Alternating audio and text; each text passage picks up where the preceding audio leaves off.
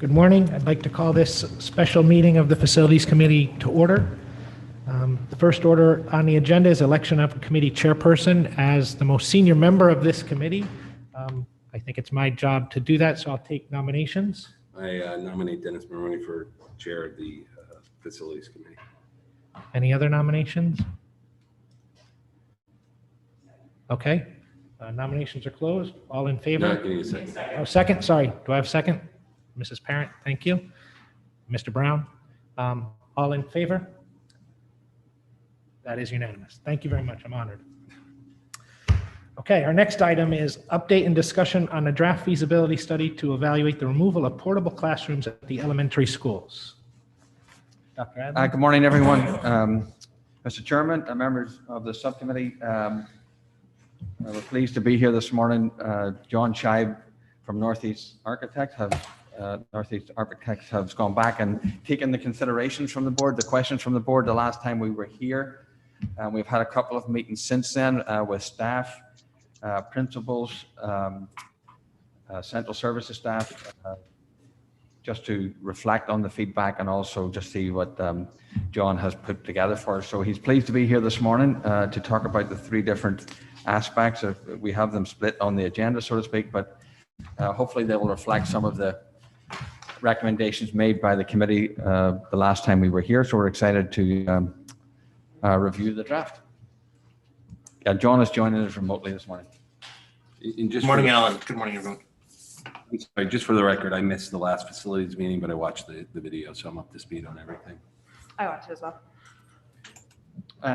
John, what did you see the last part? I watched. I missed the last meeting. Yes. but I watched the video, so I'm up to speed. Oh, on you don't have to. everything. I think You're Sarah- good. I watched it too. You're Yep. good. Okay. So we're all up to speed. Thank you for doing that. That is very helpful. Twice. Okay, Good morning, John. Good morning, Alan. How are you? Oh, thank you. Good morning, everyone. So, John, can I just introduce? yes, John, may I just introduce? Can you hear me? yes. I just want to introduce, we have a new board member this morning, actually. Well, it would just be nice to introduce the board members that we actually do have here this morning, if you don't mind. Okay. Sarah, do you want to introduce yourselves? Or? I'm Sarah Parent. Happy to be here. John Cini, I missed you at the last meeting. I'm Dennis Maroney, and we have one member on Zoom. Mr. Bryan is on Zoom. Yeah, right there, he's waving. And we have our new board chair, Mr. Deneen, who is at the back of the audience this morning. Okay, take it away. Good morning. Thank you. So to do the overview, and I'll what I think I'll do is share my screen, and that way I believe you have paper copies in front of you, but I can yeah, if it's easier for, I don't know if it'll be easier for me to share screen. Let me know if it's not. I see the report up there, but it might be easier if I'm guiding along here. So let me try that.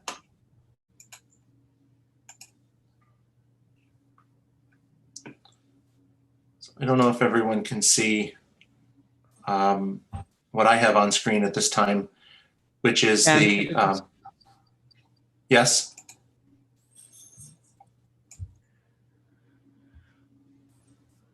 Okay. The so overall, the study, just to recap quickly about the intent of the study, purpose and mission really, is to develop this study in a way that combines both the removal of portable classrooms and enhancement to library facilities, or to provide a learning commons in a combined manner at three of the elementary schools, Hindley, Holmes, and Royal, and then to extend and do further development of the library media center learning commons at Tokenique Elementary School, Middlesex Middle School, and Darien High School. So in regard to that, the study provides a roadmap for the net effect is to figure out what would be the physical form of additions, renovations, demolitions, et cetera, to get to the point where you've eliminated your portable classrooms, you have state-of-the-art library media or learning commons, and that you have a school that is overall in a good balance. In other words, we had done multiple options, and we've refined and reduced those in some cases from 3 or 4 options now down to what you'll see today, with 2 options for Hindley and Royal, and 1 option at Holmes. And then you'll see when we get back to the high school library media center, you'll see some options there. So overall, the point is to get to the point where we've vetted these ideas. We've got a good sense of what the physical size and configuration is going to be. And then we've got a good handle on what the potential costs could be. And then from there, there's a lot of detail that would still need to get filled in. A study really develops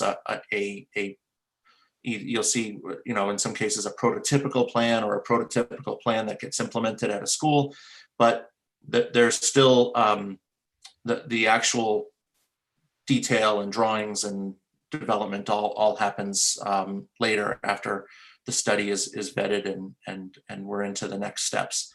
So overall, there are, we go through a little bit of our process where we visited the schools, we met with people. Most recently, we've after our last board meeting, we did regroup with the school principals. We've had multiple conversations with Joan regarding the library media center learning commons. So things are moving along. We're very close, I think. There was some really good discussion. What we did here is we actually put in more of the background material for the library media center learning commons and what it means. So this stems from some of the early work, 2017, 2018, about the reimagined library. There were some board meetings to review that, but we've collected everything into to introduce what happens in these spaces. And they're really driven by a series of zones, but within those zones or around those zones, there's a lot of flexibility is one of the biggest keys to how we can make the most use of the space available. So the zones include an instructional zone, a print collection zone, the creation and exploration zones, collaboration and quiet zone, the large group presentation zone, and then administration, work, and storage. So the summary report really goes into some overall description of each zone, so that you have a little bit of clarity and description of what is involved in each zone. But I go back to the fact that you're going to have some areas that have a lot of activity, some areas that have very quiet activity, so we need to be cognizant of acoustics. You have zones where we might want to take the instructional zone and expand it. So that might mean have the ability to move bookshelves out of the way, to expand to larger table seating or desk seating, or ultimately just seating without seating in chairs without tables or desks. So one of the key aspects, coming back to the other two, just briefly to summarize, or now back into the elementary schools, in terms of what was done with the design concepts. We really focused on, and you'll see this with Hindley and at Royal, focused in on the portable classrooms being removed, existing libraries removed, and then we focused in on what schools have the highest priority. We still look at Hindley as being the highest priority. It has the highest number of portables in use. The existing library infrastructure has challenges, and the need and use for the relocated space is being vacated. And by that, I mean the DLC program at Hindley is being relocated to Oxridge in fall of 2022. So that frees up some classroom space within the school building. So you'll see this is the written description, but you'll see that design option number 1 takes a look at a new library media center learning commons in an addition and new band and general music rooms in the addition. That's because the majority of portable use has the band and music in it. And then we do look at some new classrooms in order to meet in the addition to help meet some needs, and then reconfiguring spaces into offices, world language, and the IDEA classroom, the other programs that might be coming out of the portables. And then, as I mentioned, reconfiguration of the DLC classrooms. So with Hindley and Royal, the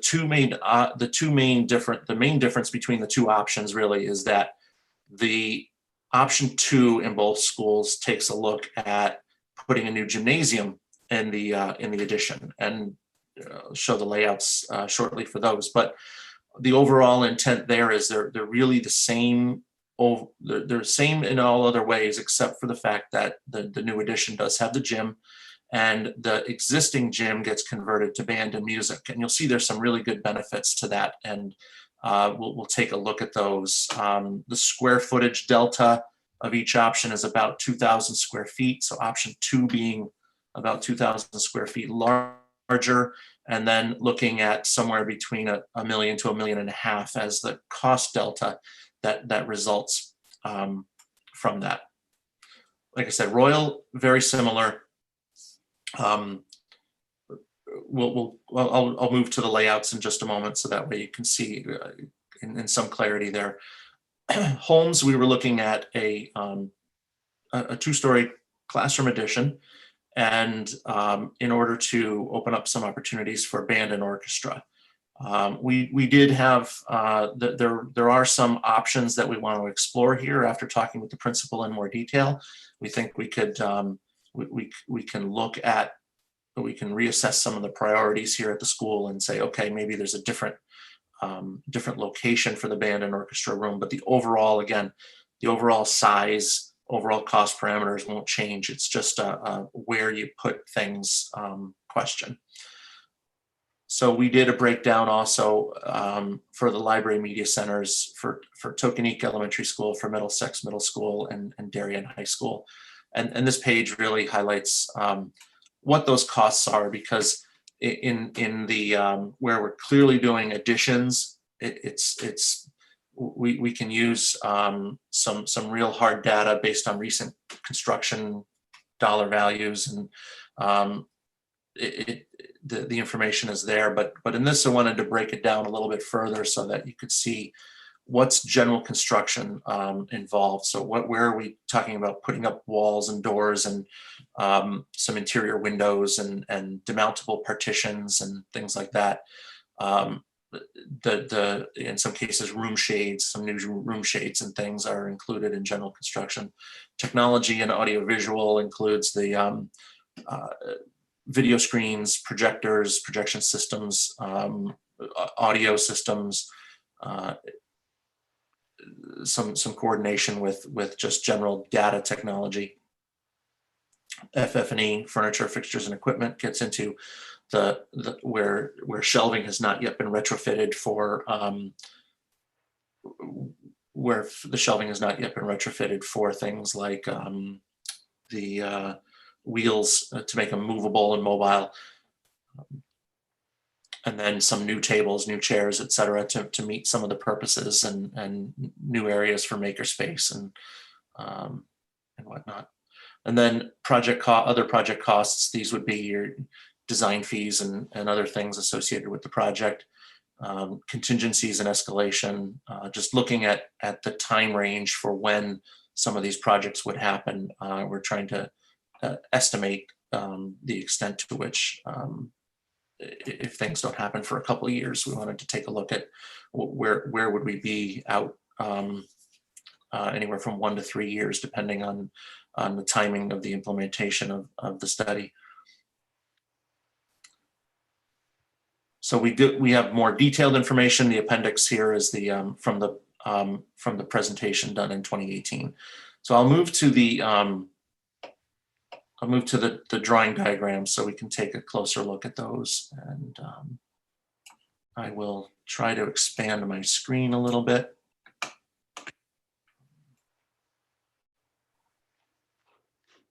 So overall, what we did here was we took a look at the areas within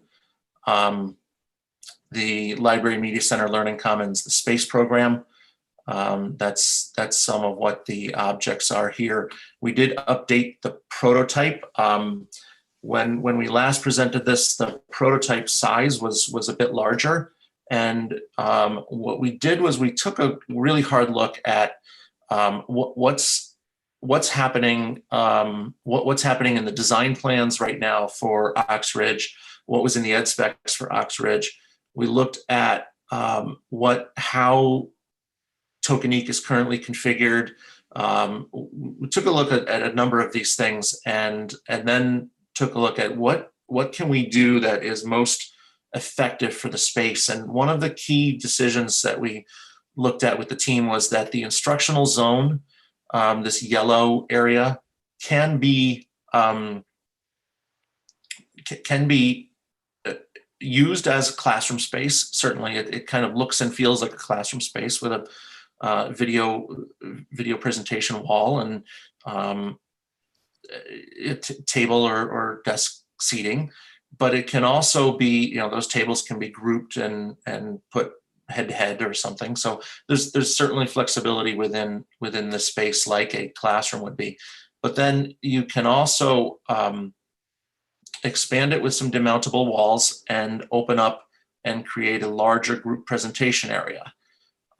So we're looking at maximum flexibility here so that you can move around and expand your ability to have larger group presentations. So I think that's that's been a big driver for the schools, is to have a space where the whole grade can meet.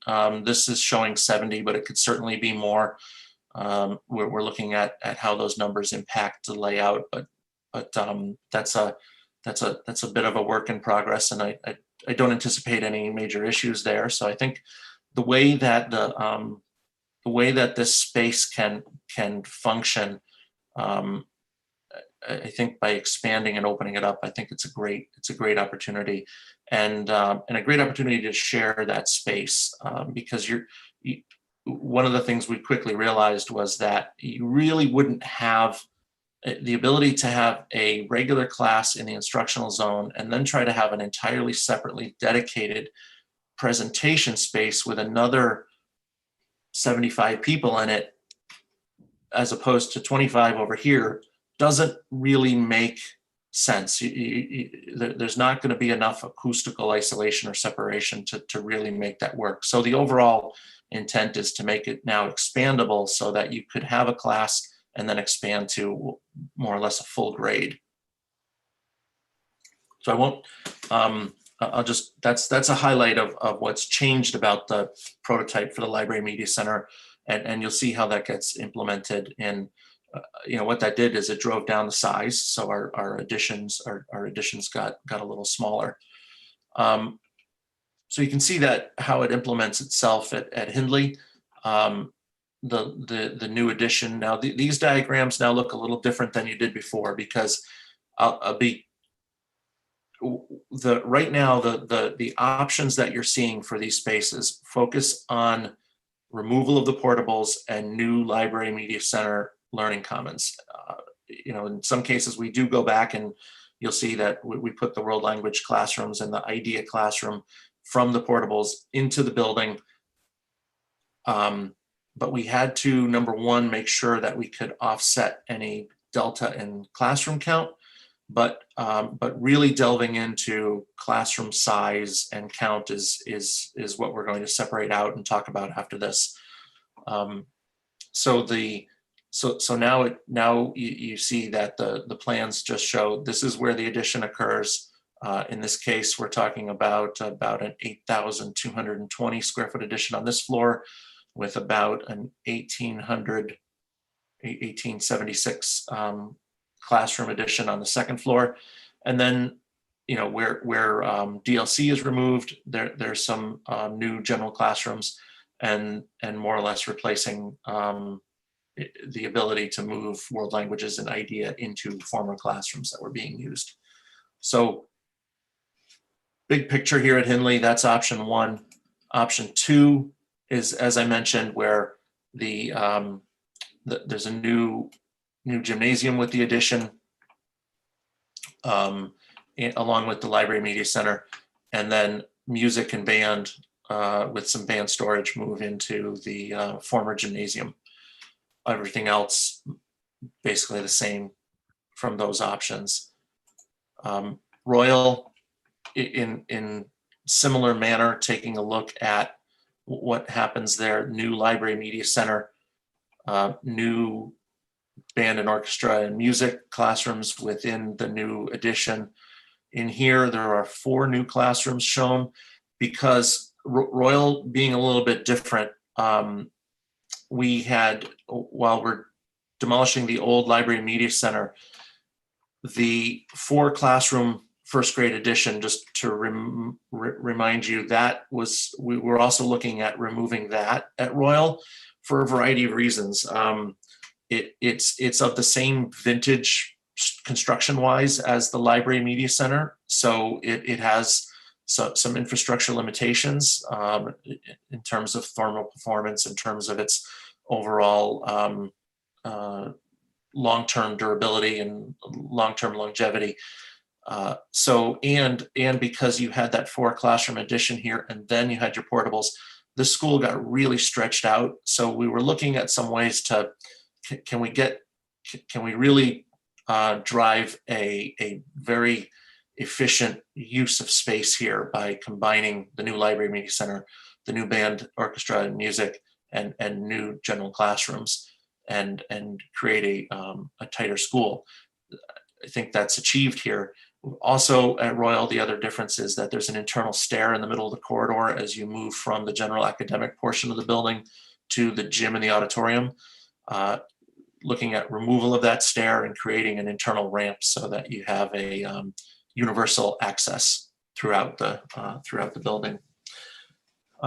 Again, programs relocating, ELP program relocates to Oxbridge in the fall of 2022. So that helps us with our world language and our IDEA classrooms moving out and into the existing building.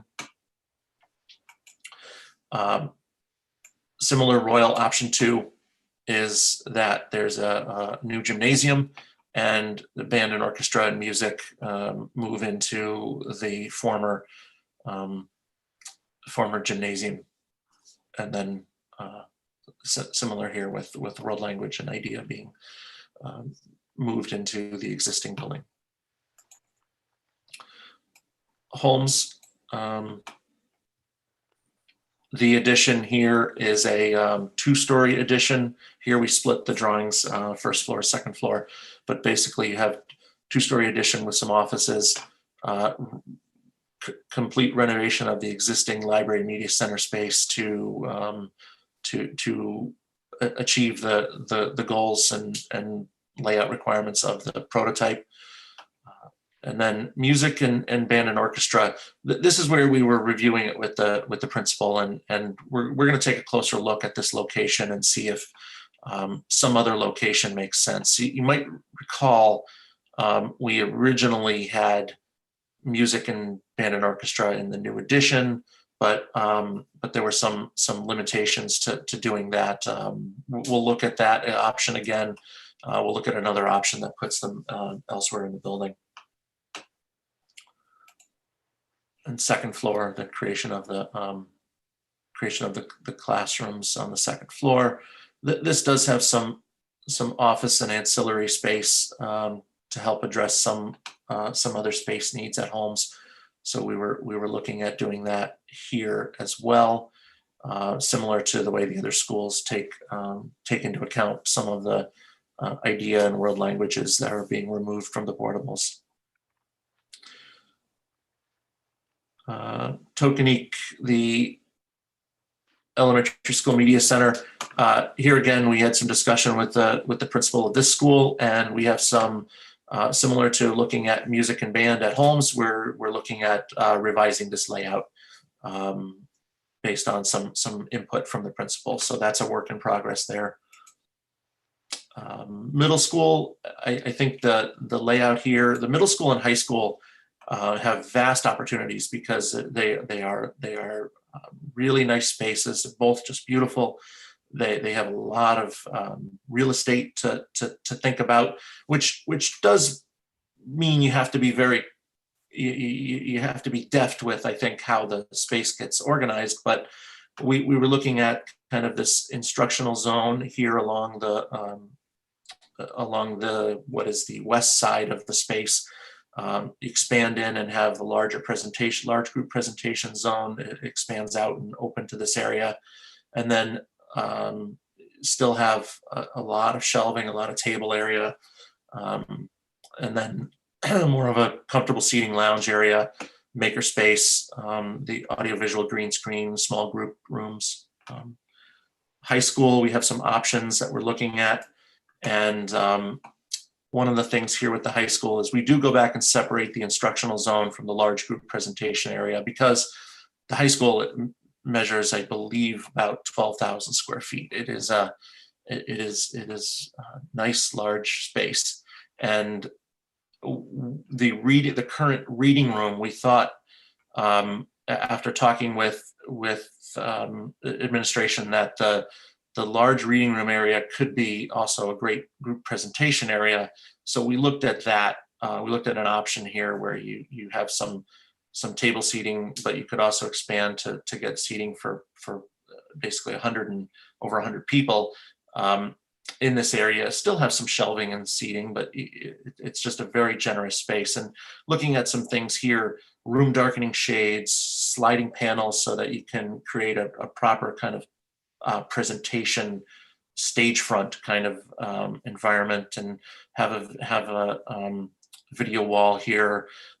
So some things that could really create a nice dramatic space to present in.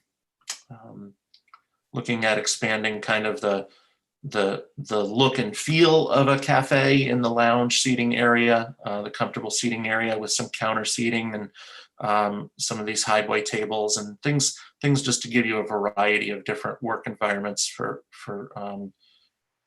kids, for interaction, for working together. The makerspace. We looked at the instructional zone at the south side of the high school media center, and then also at the north side. The option 2 here, where the instructional zone is on the north side, one of the benefits to that is you could reinvigorate this cafe lounge area as a secondary entrance exit to the space, because it's close to the main entry of the building. But again, options here that we're currently reviewing with Joan and the high school principal, and we have some further discussion to have on the high school layout. So I can stop sharing that now and maybe see what kind of questions and input we want to go through. I'm happy to review anything in more detail, discuss anything in more detail. Thank you, John. Thank you. Questions, comments? I guess, excuse me, John, it's John Sweeney. Thanks for this.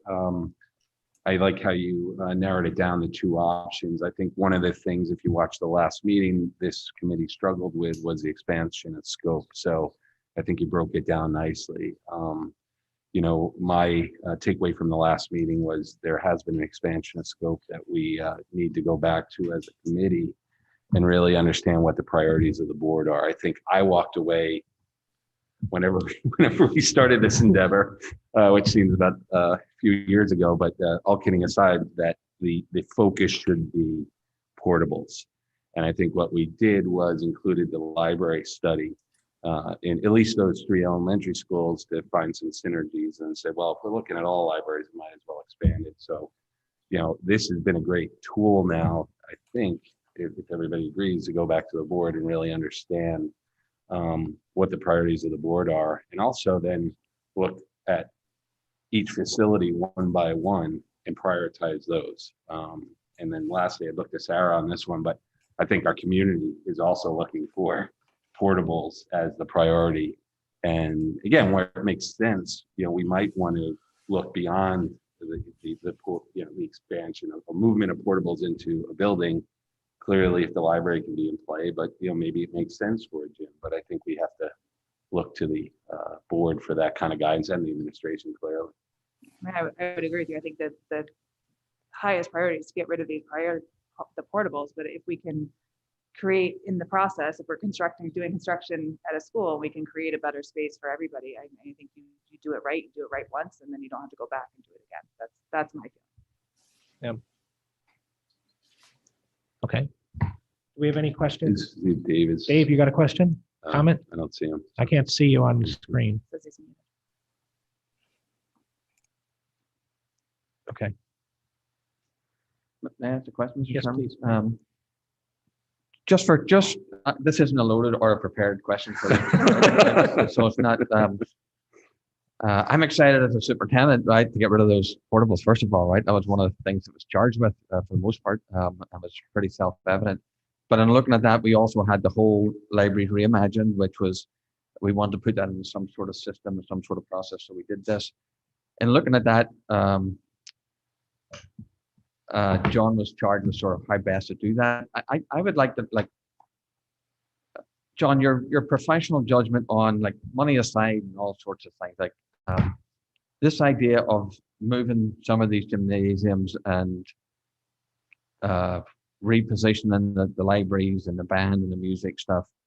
How do you sort of how do you describe, other than it's more and it's better, right? And it costs more, the sort of cost benefit of that, or you're an architect and would love to do everything. I understand that. But if you were just to go with the portables and leave the libraries and not move the gymnasiums and stuff, could you at least just comment on that? It's an opportunity to understand that a wee bit. Right. Absolutely. Yeah. And I'll use the, maybe I'll use the plan at Hindley to demonstrate, because I think that's probably one that's pretty straightforward and pretty clear. So one of the things that in terms of looking at creating an addition, and what I'm going to look at is the option 2 for Hindley. And so in terms of the design, in terms of optimal learning environments, and that's really what I want to go through here, both optimal learning environments for a building of this vintage.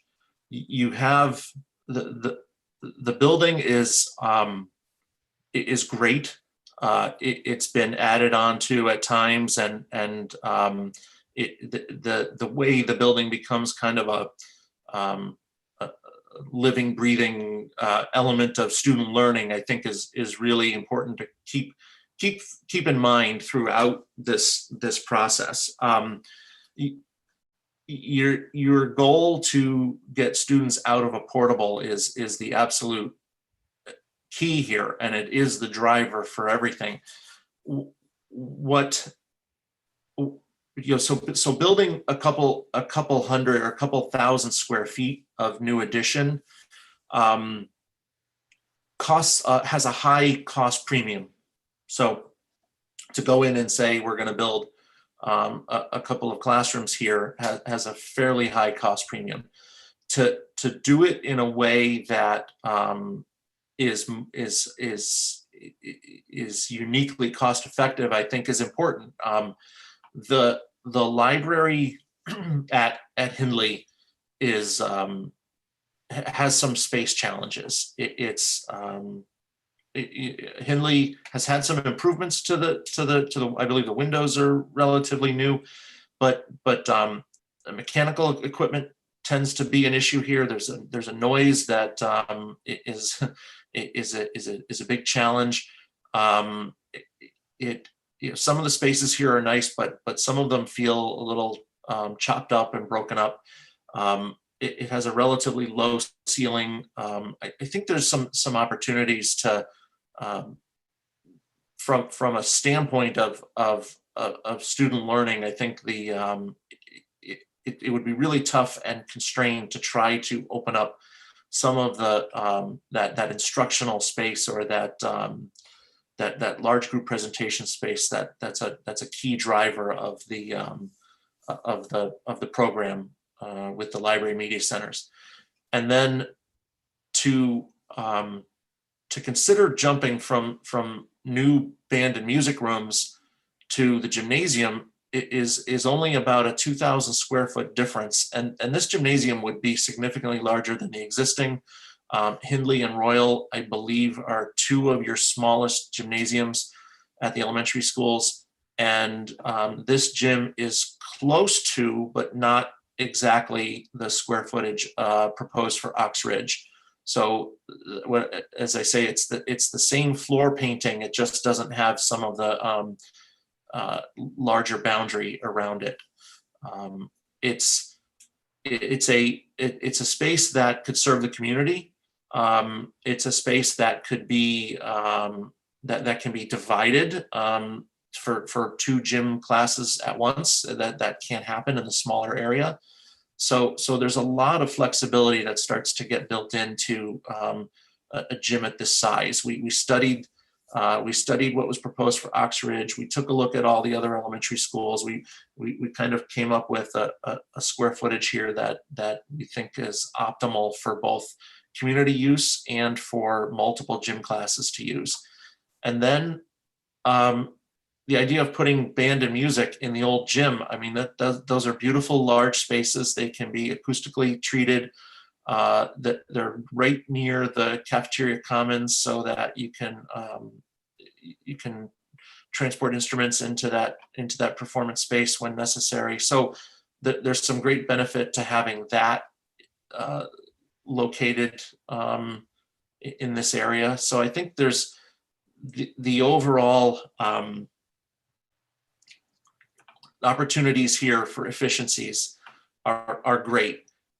When we jump and talk about the classroom size, which we'll leave separate, but I think this plan and these options for these plans for these buildings start the ball rolling, so that you can now look at classroom size, address that, and keep these buildings living, breathing, learning environments for the next 50 years. I mean, that's really the goal here. Is you made the commitment to demolish Ox Ridge and start fresh.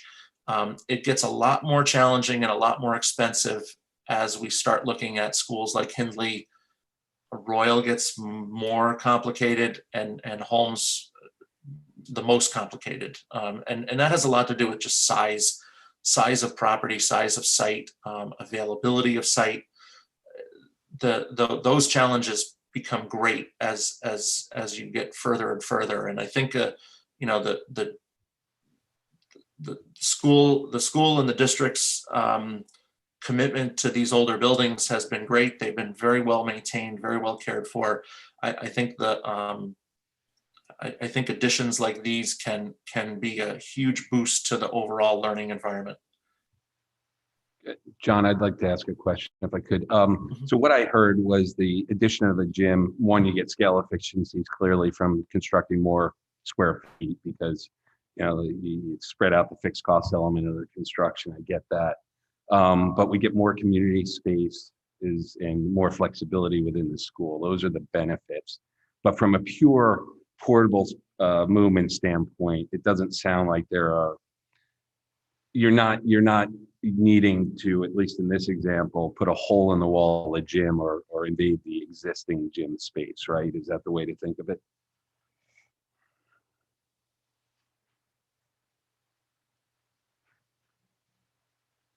Sorry, I was still muted. So remind me again here, when you're saying if we were to take this, well, I guess let me go to the other option. You could, yeah, I mean, if you just created band and music as new rooms in an addition, you could leave the existing gym as it is. I think it's about 2,400 square feet here. Is that what you're asking? I'm sorry. Yeah, I guess it's a perfect answer in that, I get what you're talking about expenses when you put a shovel on the ground. As you build more square feet, your cost per square foot is going to start to come down.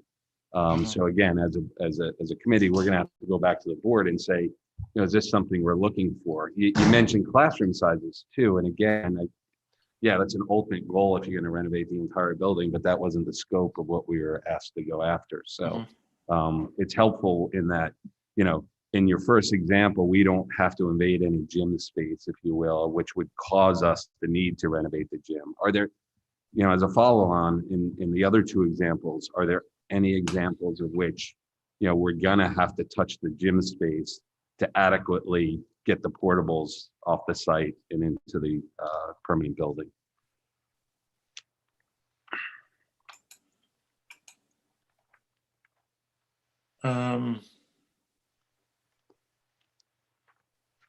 At Royal, no. I guess one of the things one of the things we've talked about with administration and the principal at Royal was that in order to accomplish the phasing here, there will be some challenges in phasing because we're talking about building 4 new classrooms, right where you have 4 new classrooms. Like we can keep the portables online longer at Royal than anywhere else, except for the fact that you have to get around them for construction.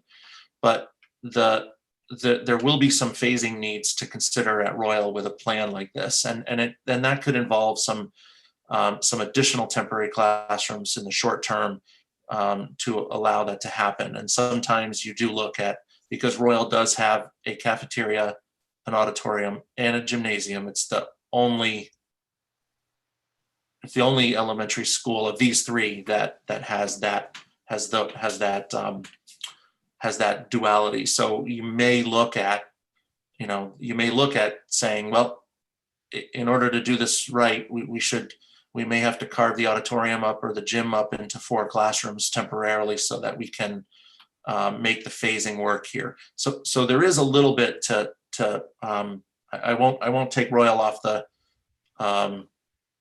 completely in terms of it's almost like only because you have the opportunity, potentially have the opportunity here that you don't have at the other 2 schools, that you could have to temporarily modify a large volume space to allow for new construction to occur. But if you do the same example, if you go versus option 1 Royal, option 2 Royal, again, you're not invading any of the existing gym space as I see it. You might have to use some of the existing gym space, but you're not putting holes in the wall or anything like that. No. Okay. And then maybe you could do the same thing at, which one did we do? Holmes, I guess? Holmes. Yeah, Holmes, Holmes has an acoustical issue that this study would seek to remedy. And it is the separation between the gym and the library media center. Right now, we did some investigation here, and the wall that separates the gym from the media center is, while it is supported on structure, masonry structure, down to a foundation wall, the floor itself used to be a stage, front.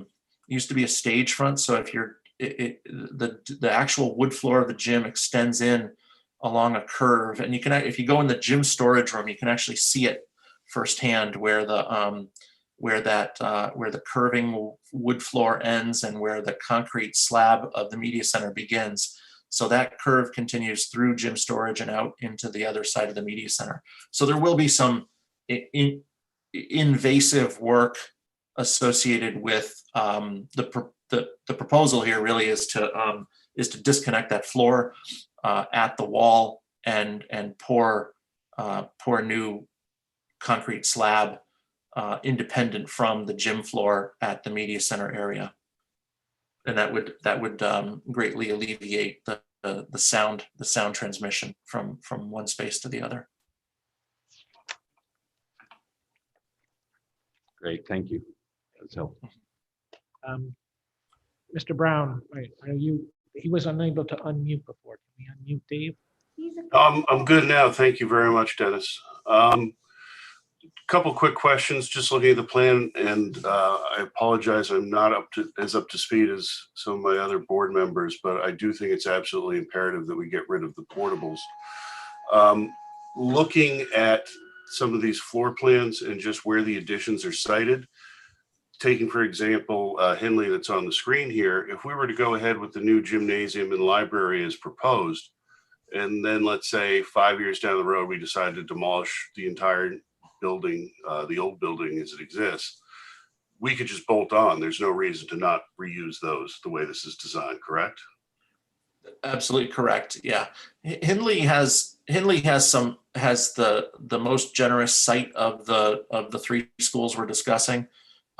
You could, Hindley is probably the only school where I would say you'd even remotely want to consider building new in the fields and then ultimately tear the old building down. But you could certainly do that in this plan, where you could keep the gym and the library media center and continue to extend a new building in another direction, and then most likely to the north, and then you would you could do what you will with the existing building. So there is that kind of there is a sense of some future proofing to some of these plans. If we do have the spend now, it's not money down the drain. At some point it continues on. And then I know we've had a discussion about band and rearranging some of those spaces that were the former gymnasiums. And I agree with my board member, Mr. Cini, that it sounds like a bit of a mission creep and a change in what we were originally tasked with. My question is, are these just repurposes, or are these wish lists, or are these just, we would have open space, we're just reconfiguring, and it's not really a large additional cost. It's just, using what we would have once this is completed. Because I hear, we want to do this for the band. We didn't have a project for the band. That being said, if we free up space and it makes logical sense to use it for the band or for the cafeteria or for new classrooms, it's just wise use of the space that would be freed up. Well, for the most part, band and music are relegated to the portables. Okay. So that's a program that has to be accommodated somewhere in the plan. So that's why the first option has band and music as new rooms. And then the idea of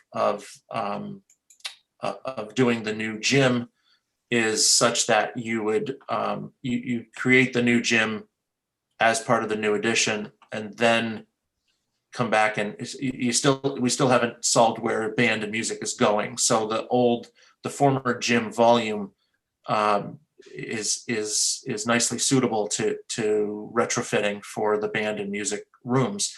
Now the plan would call for the budget and plan calls for suitable renovations, so that it's not just throwing up a couple walls and saying it's done. The budgets that are looked at for Hindley and Royal are looking at, those would be significant renovations to those spaces to bring them to be adequate.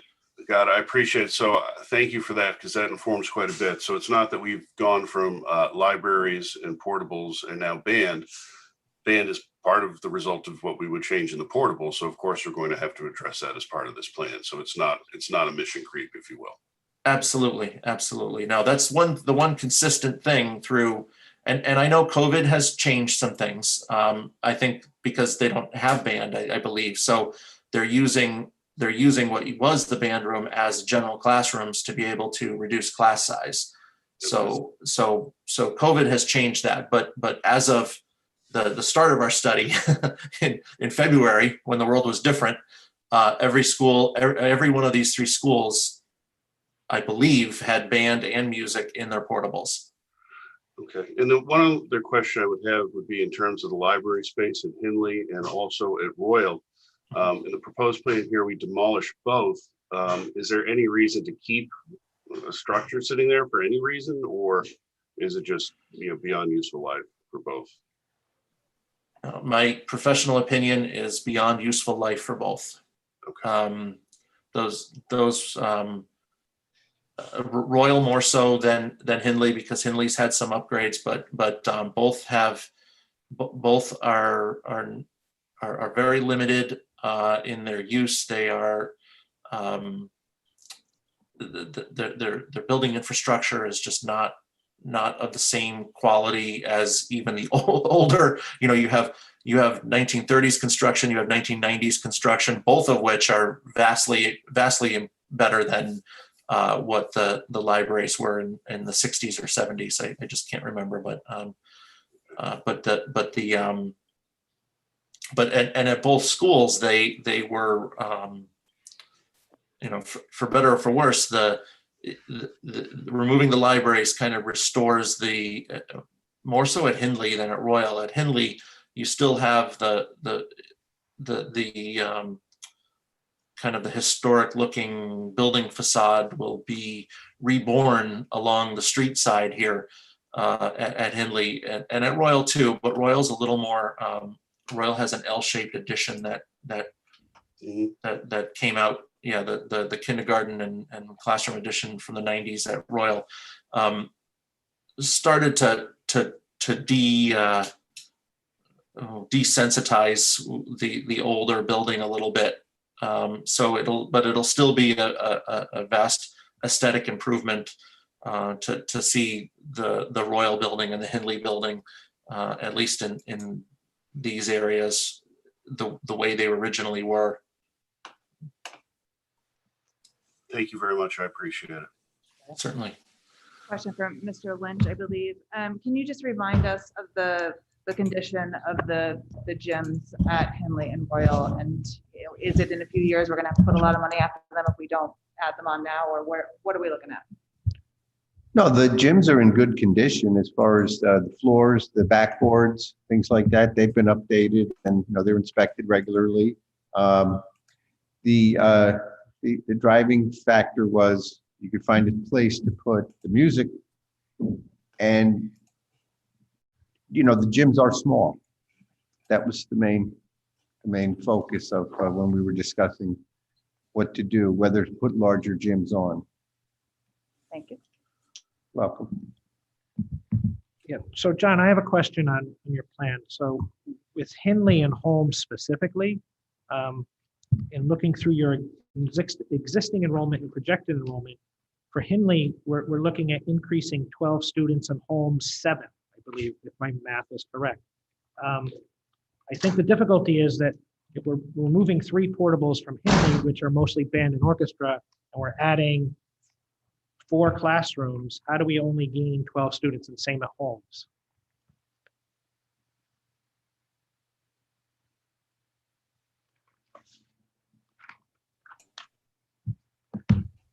Sorry, I think these are not capacities. This is the actual projected enrollments from the enrollment projections that were done 2 years ago. So that was just, yeah, I think the enrollments were listed here on the drawings just to give a frame of reference. I read it as capacity. My mistake. I'm sorry. Okay, yeah, I'm sorry. So we can, because at one point in time, well, I think we'll come back to classroom enrollments and whatnot during discussion about the classroom size.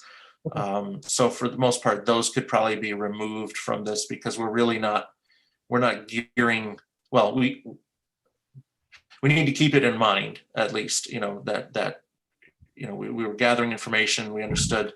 We want to just be able to at least, whenever there's a review of the plan, just to say, like, is there something out there in the next 8 to 10 years that's a major driver, major increase, major reduction? We don't necessarily have that here. So we're looking at generally maintaining student capacities and being able to do so with the Okay, thank you. after in the post portable plan. And I have a similar question to Mr. Brown about the library. The library is being removed, and maybe this is directed to Mr. Lynch. Is there any reason you would need those for storage or any other type of usage to leave at least one of them, or is there with the addition will we be covered? We'd be covered with the addition. There would be no reason to try to repurpose them. Okay, just a question. Any other questions? I mean, just a final comment. It'd be interesting to kind of work up some sort of grid and prioritize each building. Number one, clearly removal of portables. Two, classroom sizing, like which is most in need, and prioritize that. Three, gym and efficiency of gym, right? The addition of maybe one gym makes more sense than another. I'm formulating that in my mind. I got to just do it on a spreadsheet of some sort, but that's kind of how I think the board's going to start to think of it as we kind of prioritize how the extent or the breadth of each project, right? So. Well, the issue of the classroom size is a whole other thing that was added. Yeah. You talk about mission creep, that's a whole other, not really, but yeah.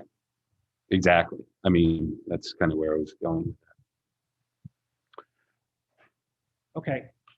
So I think do we have any more questions? Sarah, Duke, any questions? Dave? All good, Dennis. Thank you. So I think we've kind of touched upon update libraries for secondary schools as well. And then our fourth item is review of the classroom space study, John. And just before we move on to that agenda item, so the goal is next to bring this report to the board, Alan, in a summary at some point in the future. I believe that was a plan. That's what Yeah. we shared with the board at the Okay. prior meeting. Yeah. So what kind of timing do you think when do you think over the next month or so? I think we're ready. We would be ready to go at our earliest convenience. At this Okay, point. good. Okay, great. Thank you.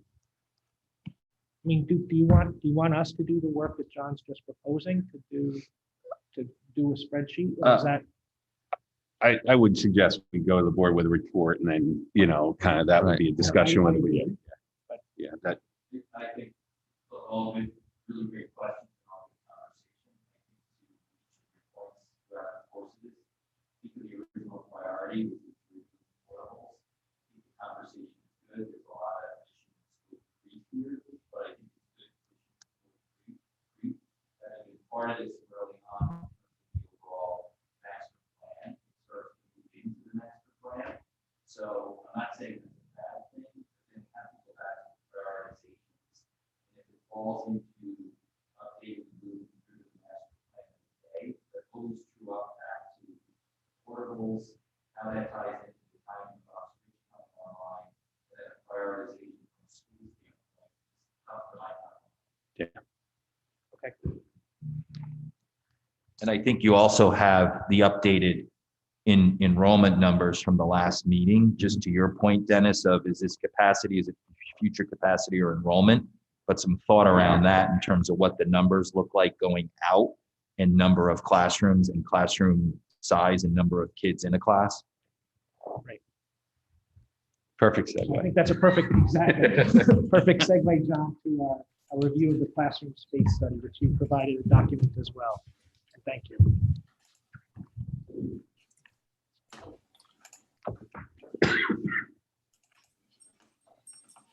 But could you just walk us through your grid here? Yes, I will do that. So basically I'll share my screen.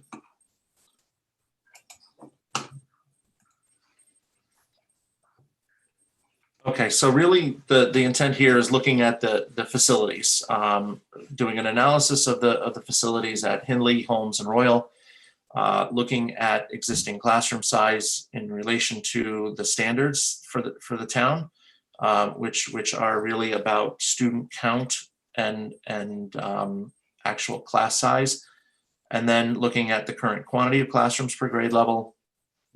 We look at a standard or at least a look at how we can try to compare it to a standard. And then there's some interpolation that has to happen here because of the ranges of classrooms, or the ranges of student count, the ranges of what's available, because it's one thing to say you have X number of students times some kind of more or less imaginary factor, and then say, I need to plan for this many square feet for my classroom. It is a bit more challenging to go through the math and look at what starts to constitute a classroom that is undersized for the anticipated count. So that's really what the, we were provided floor plans with the areas. We were provided with the current grade level distribution at each school. We were provided with what's called the low end, the optimal, and the high end student count, class size per grade level, because it does change. The classes are smaller at the younger ages and get larger as the ages increase. And then we looked at Oxridge, the proposed plan at Oxridge and the square footage is there, and then the recent what was recently done at Tokenique. So the overall, and I'll go to the table here to walk through this. But the overall analysis, and we looked at kind of like, okay, let's look at what the standard needs to be. Kindergarten and first grade, grades 2 and 3, and grades 4 and 5. Those are your paired grade levels that have a distinct low end student count, an optimal student count, and a high end student count. So each grade level component has that. And then we took a look at determining what the square foot range should be in order to accommodate that student count. There are not a lot of standards identified for this, but one thing we did take a look at was simply what the state of Connecticut says. The state of Connecticut says a kindergarten is based on 25 students, and they're say 1,200 gross square feet. So one thing we have to keep in mind is the difference between gross and net. Gross is a planning tool. It usually includes built-in storage. It usually includes, at these grade levels, it would include bathrooms. It would include half the wall, if you will. So imagine a wall construction that's separating a classroom from another classroom. So somewhere that all that square footage has to get counted.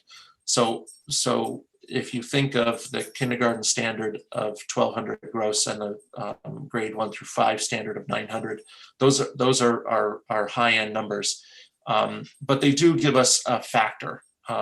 If you simply divide 1,200 by 25, you come up with 48 students per square foot. And then if you do the same 900 divided by 25, you come up with 36. So we looked at developing a sliding scale factor here, interpolating, as I said, so that we can come up with acceptable square footages that are within your low end, optimal, and high end ranges. So we come up with, the net result is to come up with some ranges, and you can see a kindergarten of 18 students, kindergarten or first grade of 18 students could be 774 square feet, but 22 students at the high end, you could be closer to 1,050. So we come up with this range.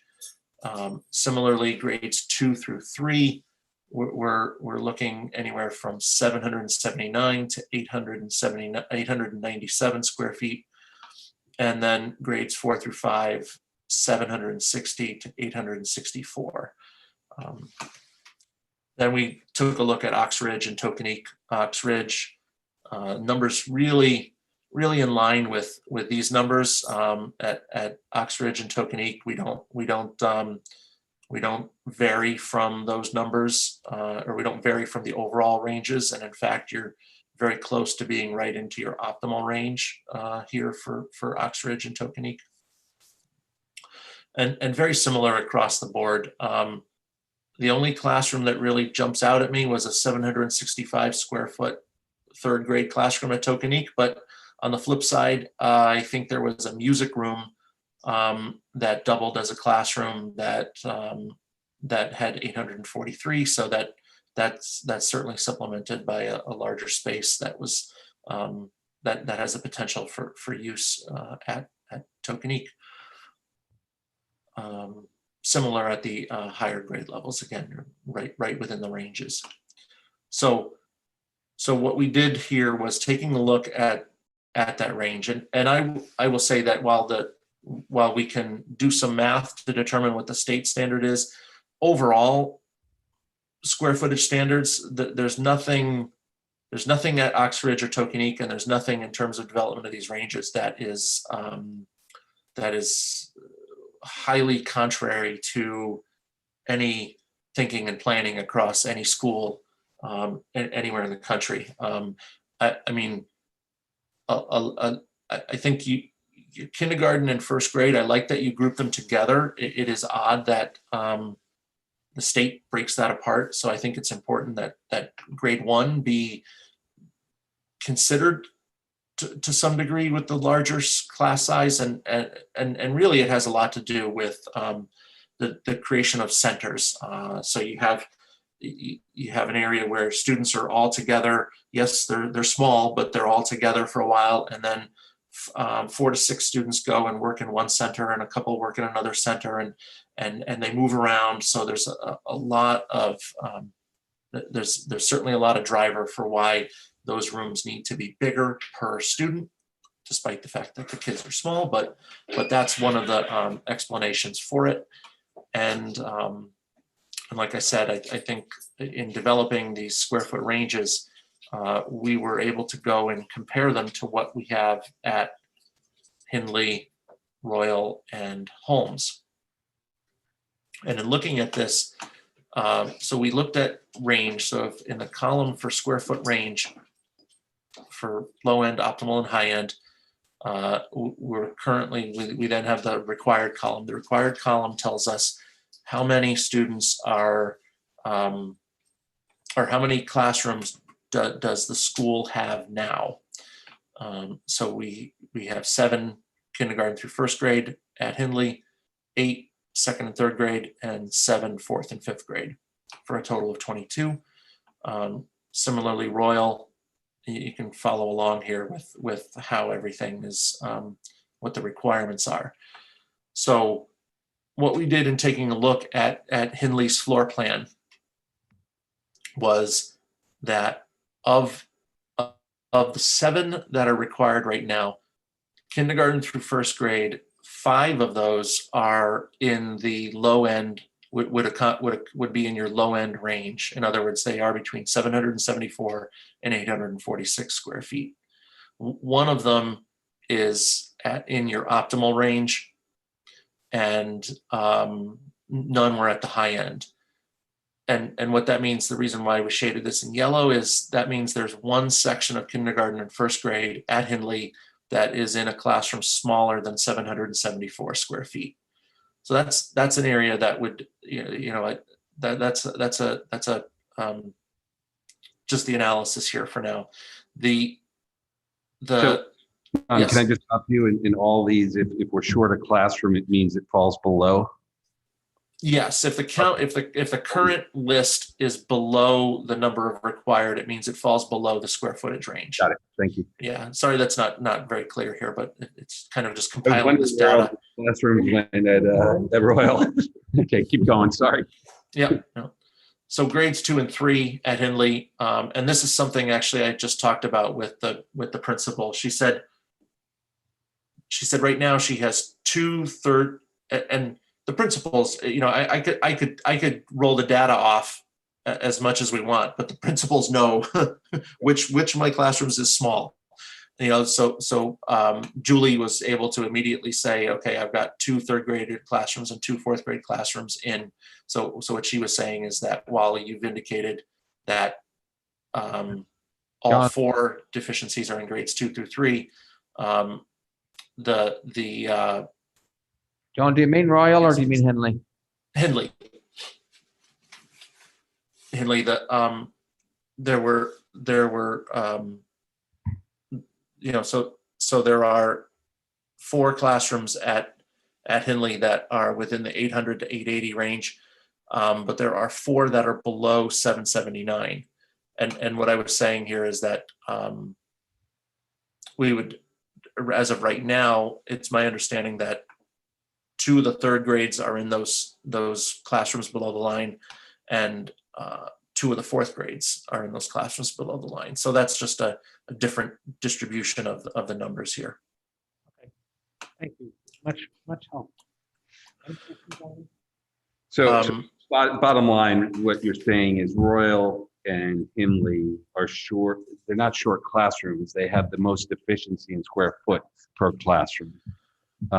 In those, if we were to consider that as a board, as a factor in terms of prioritizing, we would probably want to look at those schools in those lights, but in that light, I should say, or those factors, right? I mean, Well, for me, I think that's one. I think the other part for this, for me, is that what I don't want to see happen, and what, you don't want to build to your maximum capacity, but you need to build flexible space. And what I fear, that's the right word, is that we do this work, we get a bump in our enrollment, and then we go back to portables in 10 years.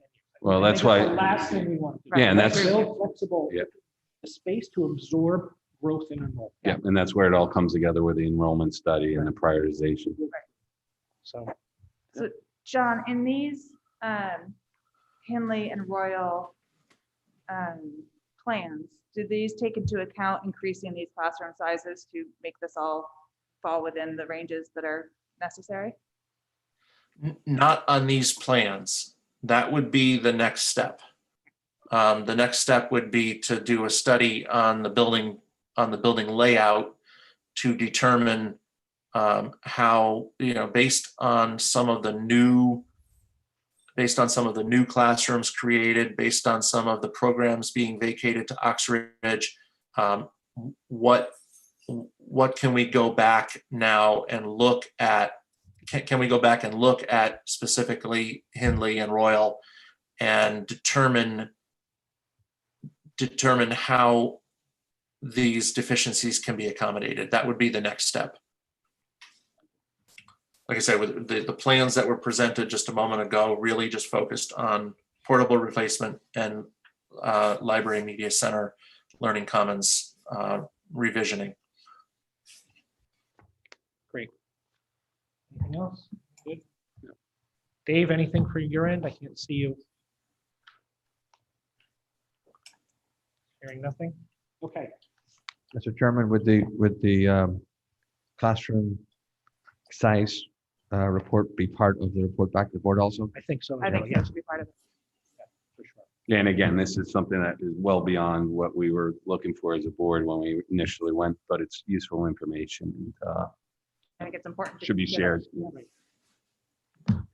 And I will update this based on the current use at Hindley, understanding that requiring 8 second and third grade classrooms, and this 4 should really be 6, and then 7 fourth and fifth grade. This number here should really be 5, so that way it's not. And then maybe, John, if you could put it just a category like deficient, or I don't know if you want to call it. I will, yeah. At this point in time, I was concerned about Yes, what I'll that's call it is correct. below minimum or something, or below Just so they recognize. below, right? Thank you. So that way they're all accounted for. Okay. Thank you very much. Next item is public comment. Do we have any public comment? I'll make the announcement. Yes, please. Thank you. Good morning. If you would like to speak during public comment, click the participants icon on the bottom of your Zoom screen. Next, click the raise hand option. You will notice a blue hand icon appear in the upper corner of your screen where your face, name, and/or number appears. When it is your turn to speak, the facilitator will identify you and announce that you're unmuted for public comment.